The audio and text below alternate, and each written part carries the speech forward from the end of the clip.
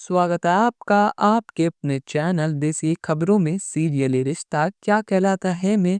अब यहाँ पर अभीरा के सामने सच बाहर आ चुका है कि आरके और किसी का नहीं बल्कि शिवानी का बेटा है और शिवानी अरमान की असली मॉम है।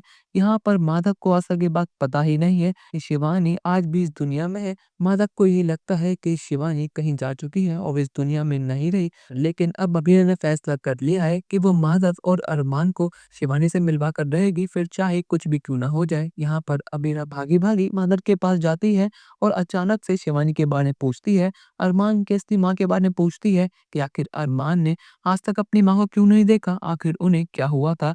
हाँ, माधव बताता है कि एक एक्सीडेंट के बाद मुझे आज तक शिवानी मिली ही नहीं। मैंने उसे बहुत जगह ढूँढा पर लेकिन शिवानी का मुझे आज तक ये पता लगा ही नहीं। अब मैं समझ चुका हूँ कि शिवानी इस दुनिया में नहीं है। पर लेकिन यहाँ पर अबीरा बहुत मुश्किलों के बाद माधव और अरमान को अपने साथ चलने के लिए मना लेती है। अब यहाँ पर अबीरा सीधा उन दोनों को शिवानी के पास ले गई है। अब यहाँ पर जैसे ही माधव शिवानी को इस हाल में देखता है तो उसकी आंखें खुली की खुल जाती हैं। उसको यकीन तक नहीं होता कि उसकी पहली पत्नी, उसका पहला प्यार उसके सामने है, वो भी इस हाल में। यहाँ पर माधव को लगता है कि वो एक सपना देख रहा है, पर लेकिन यहाँ पर अबीरा उसे एहसास कराती है कि पापा ये सपना नहीं कि हकीकत है। आपका पहला प्यार, आपकी शिवानी आपके सामने है। यहाँ पर माधव भागा-भागा शिवानी के पास जाता है और उसे अपने गले से लगाता है और यहाँ पर शिवानी आज भी अपने अरमान की यादों में डूबी हुई है।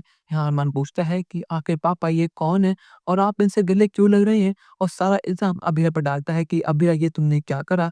अब यहाँ पर माधव जैसे ये बताता है कि अरमान ये तेरी असली माँ है, तो अरमान को समझ ही नहीं आता कि आखिर ये सब क्या हो रहा है? उसको यकीन तक नहीं होता, माँ ने उसको जन्म दिया, वो उसके सामने है, पर लेकिन एक तरफ शिवानी है और एक तरफ विद्या। विद्या ने अरमान को पाल-पोस कर बड़ा करा, इस काबिल बनाया, पर लेकिन शिवानी ने सिर्फ़ उसको जन्म दिया है।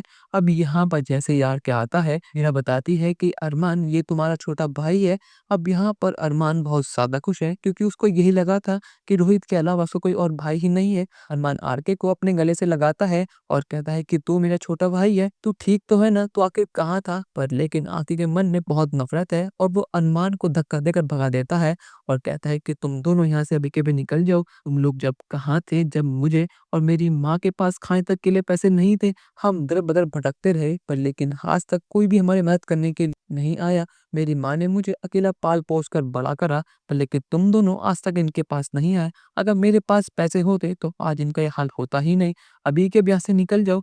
पर लेकिन क्या यहाँ पर माधव और अरमान मिलकर आर के गुस्सा शांत करा पाएँगे? और क्या यहाँ पर अब माधव, शिवानी और आर के को लेकर घर चला जाएगा? और विद्या का अब क्या हाल होने वाला है? अपनी राय हमें कमेंट सेक्शन में ज़रूर बताइएगा और चैनल को अब तक नहीं किया सब्सक्राइब तो कर लीजिए। धन्यवाद।